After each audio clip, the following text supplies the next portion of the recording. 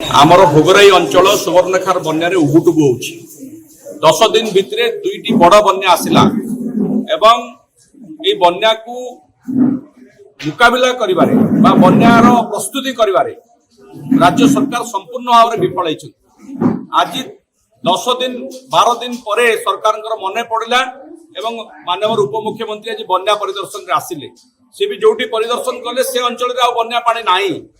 बन्या एबे भी आमको हंतसंत करुछि। आम लोक वर्तमान भी प्राय 14टी पंचायत रे लोक पानी घेर रे अछंती, लोक दुख दुर्दशा भितर अछंती। एमाने केवल प्रहसन करिकि केवल बन्या समय आसी खाली फोटो उठा जिवो सरकार को रिपोर्ट करा जिवो एति पई बोधुए आछंती। आज पर्यंत देखा नथिला बन्यार सूचना मध्ये आसिला नाही यथा समय आ बन्यार मुकाबला करिया पई रिलीफ मध्ये आसु नाही। रिलीफ प्रदान क्षेत्र में सरकार विफल होइछंती। चूड़ा गोटे परिवार को 300 ग्राम चूड़ा देकरी माने बाहबा नवा को चेष्टा करूछंती ताको आमे निंदा करूछु। पर्याप्त परिमाण रे रिलीफ प्रदान करिया पई दाबी करूछु।